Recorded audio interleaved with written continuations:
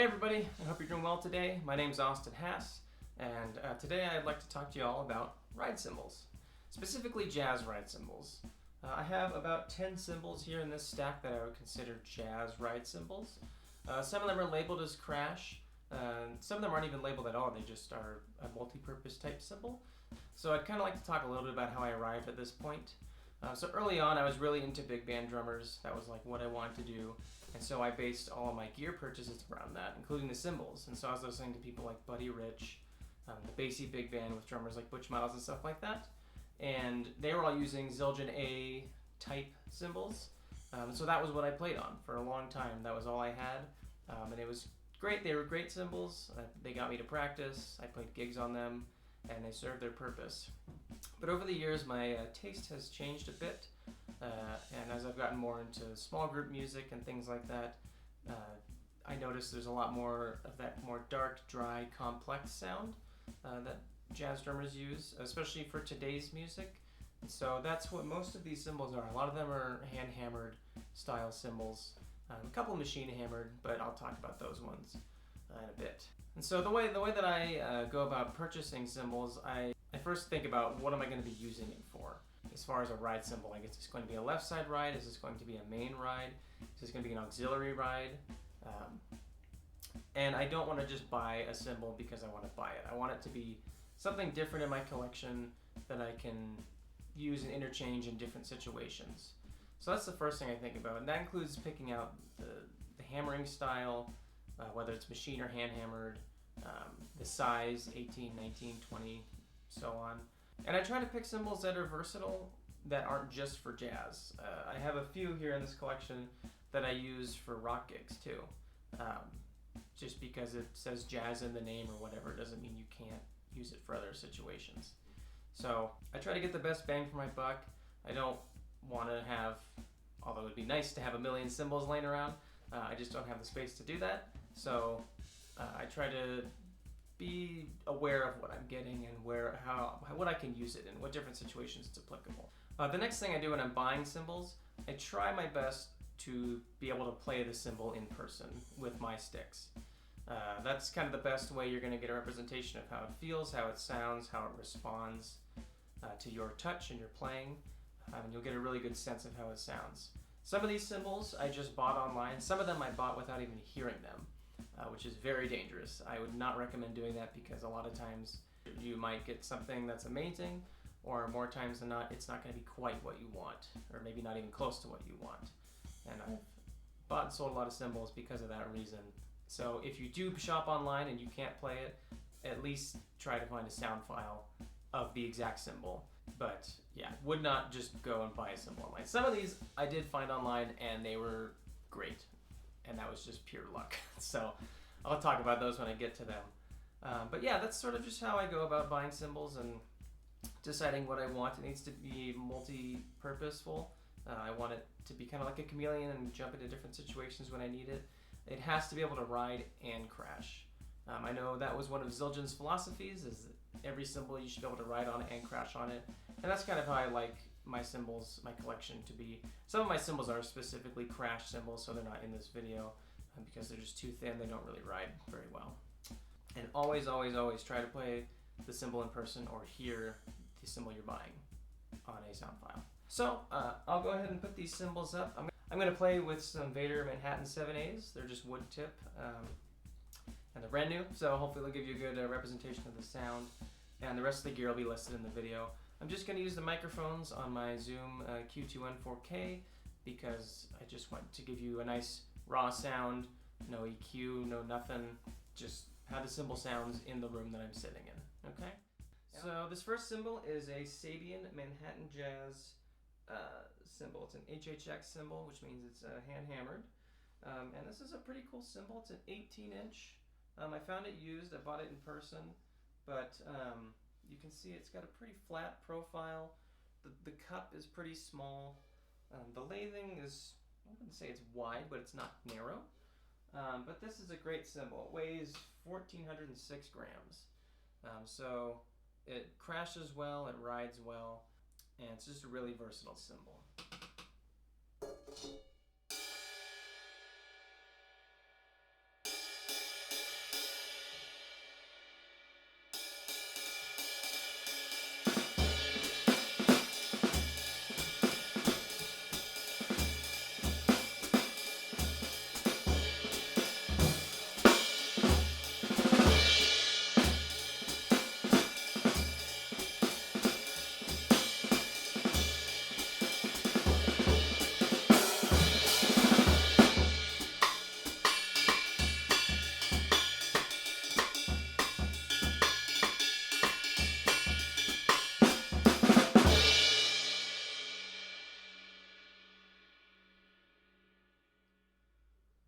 This next cymbal is a Zildjian A custom flat top ride. It's a 20-inch cymbal, and it's drilled out for 2 rivets.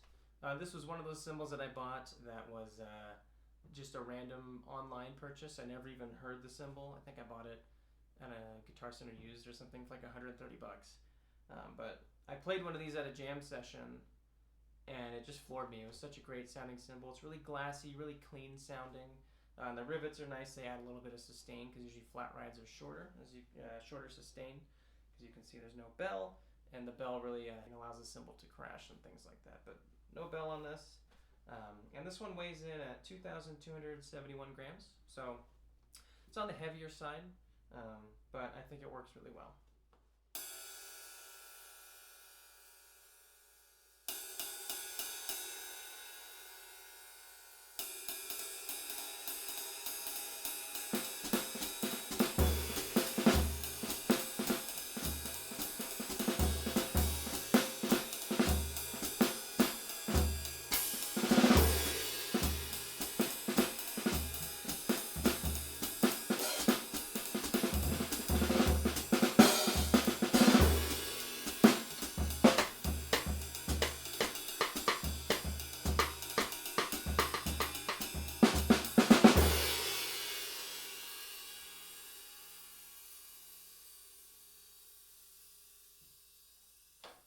Alright, so this next cymbal is a Meinl Byzance Jazz Medium Thin Crash. It's a 20-inch cymbal. I got this in a trade. So it's from the Byzance range, so it's a hand-hammered cymbal. I'm not incredibly familiar with Meinl's hammering process or anything like that, but this one's pretty complex. And this is a thinner cymbal. It's 1,808 grams. So you can see it's pretty thin. It's kind of a flatter profile. The bell's not too big. So as a crash, it works great. Sometimes I'll use it in like this position over here. It's just a great crash, but it also rides really well. So that's kind of why I have it in this collection here. So Meinl Byzance Jazz Medium Thin.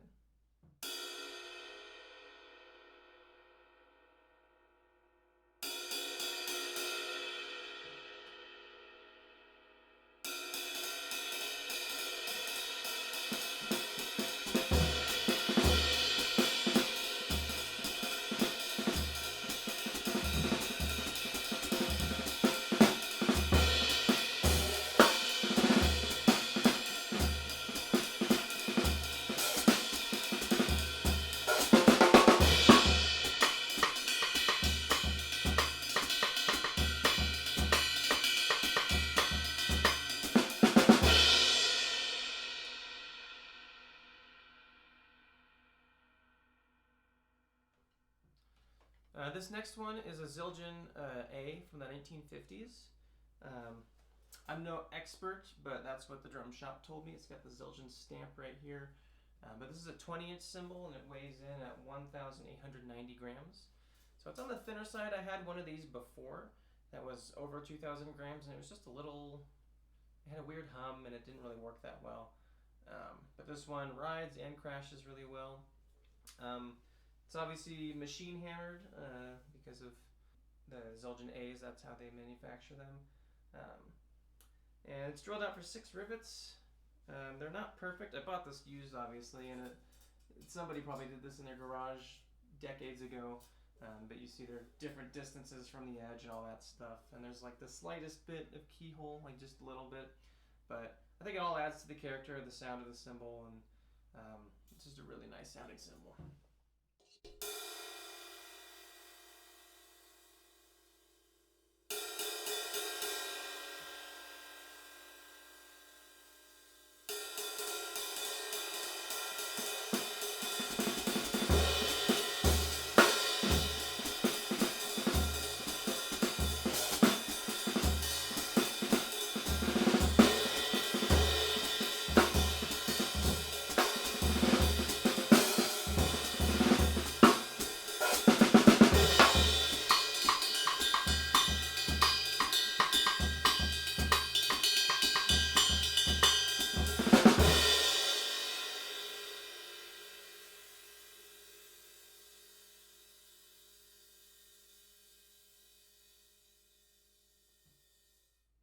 the next cymbal is a Zildjian Kerope, or Kerope, however you want to say that. I believe both are acceptable. And this is a 20-inch cymbal. It weighs 2,022 grams. So 2,000 grams is a good mark for a 20-inch cymbal, give or take. This one sits right in that sweet spot. This was another online purchase. I think I bought it on eBay and there was no sound file. So I just clicked buy it now, and it came to me, and it's a very nice sounding cymbal. It's a little heavier for my taste now, as opposed to when I bought it, which was quite a long time ago, because it's kind of a darker cymbal. It's a very flat profile, and they integrate the bell sort of into the cymbal. You notice it's quite a flat bell, and there's no, like, it's not bell then cymbal bow. It's all sort of one continuous thing, and that was on purpose. They wanted to kind of integrate that sound because it's sort of trying to emulate those older Zildjian Ks from long ago. But yeah, it's a good cymbal. It has good articulation, but it still maintains that dark wash.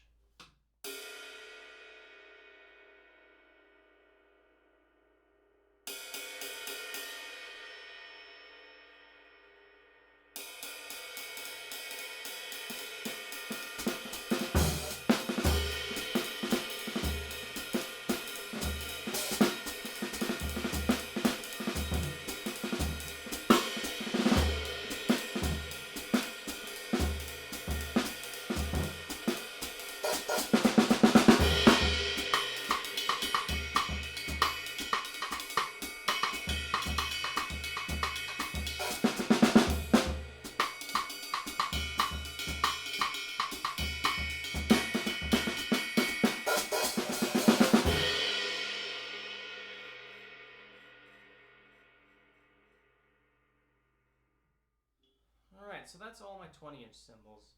This next one, it's a Sabian Legacy ride. It's a 21-inch HHX. Says here Dave Weckl, so I think he designed this.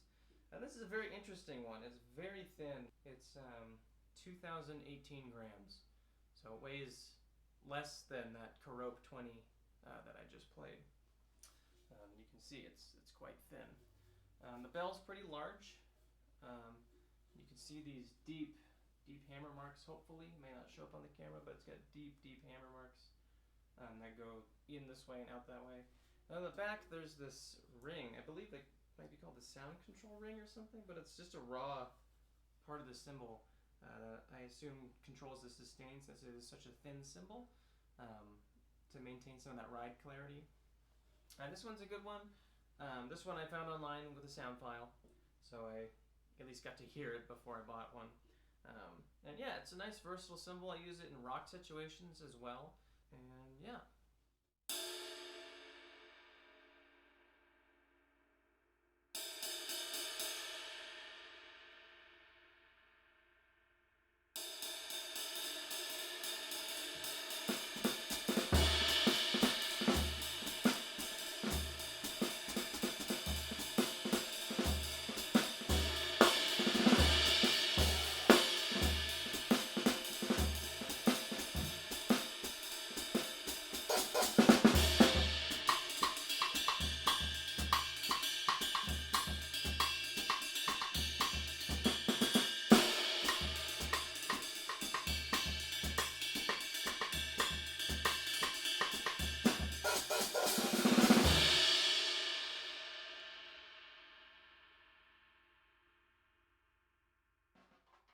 Alright, so that's the only 21 I have.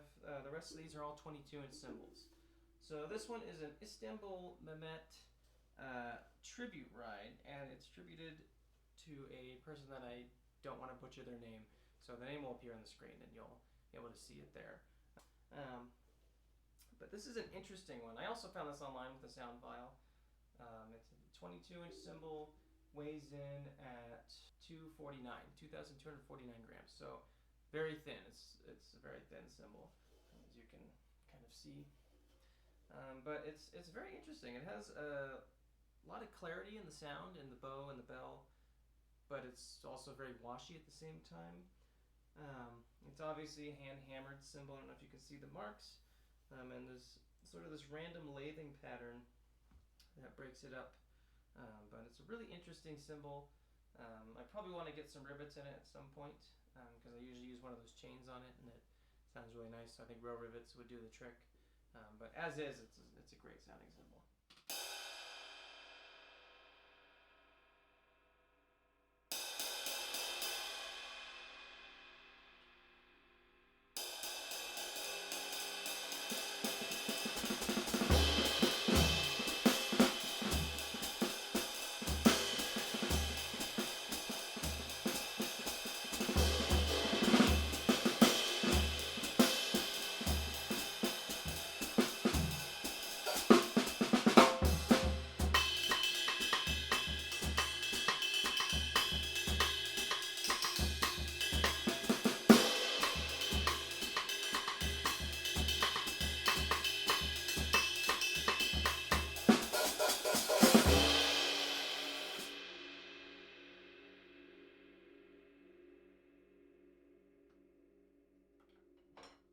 Alright, so this next cymbal is a 22-inch Bosphorus Traditional ride. This one weighs in at 2,531 grams. And I got it drilled out for 3 rivets, 3 brass rivets here. This was a mycymbal.com purchase. And yeah, I purchased this with the Jeff Hamilton cymbal sound in mind. I really liked his sound. It's kind of that more brighter, not as complex sound with the rivets, so that was kind of my idea behind getting this one. This is a great cymbal. This is great for big band, but it also works really well in small group settings. I've used it in plenty of recording sessions and things like that, and it always does the trick. But I like it a lot. This is sort of my go-to larger ensemble, whether it's vocal groups or like a nonet or a big band, something like that. But yeah, it's not a very particularly interesting cymbal in the sense that it's not very complex, it's not dry or anything like that, which isn't a bad thing. It's just a very nice sounding, sort of clean cymbal.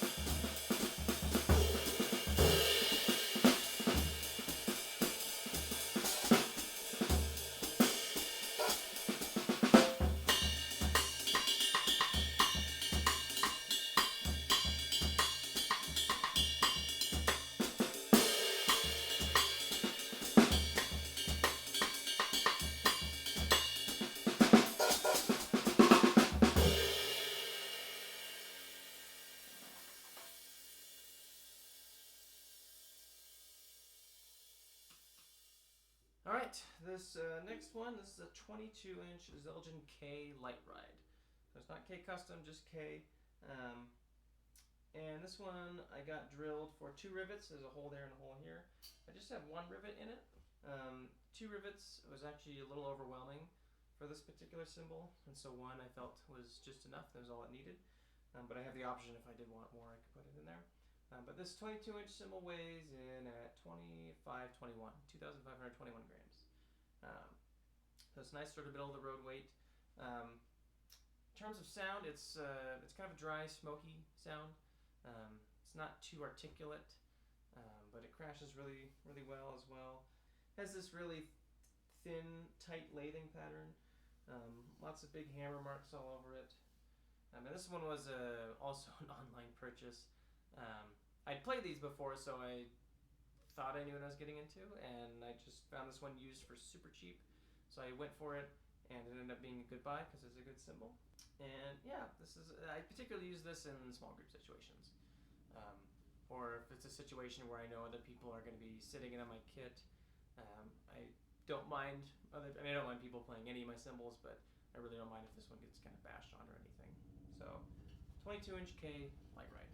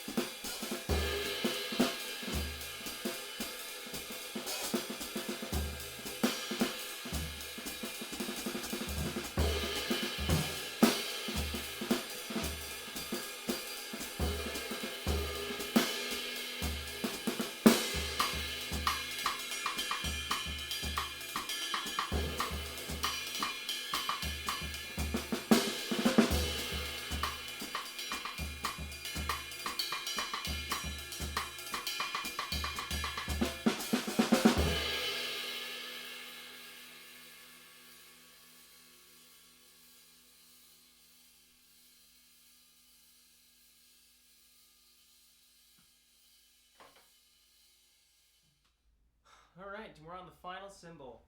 This is a Zildjian A Swish knocker.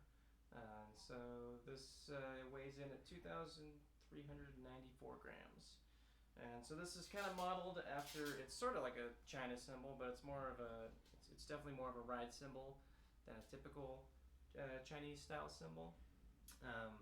But this was modeled after Mel Lewis's Swish knocker. He had one, and they used it as sort of a template to build this one. So you can still buy these, they're still mass produced. It's drilled for 20 rivets, which is not good to in my taste. It's just too much. It almost weighs down the cymbal to the point where it doesn't sustain at all.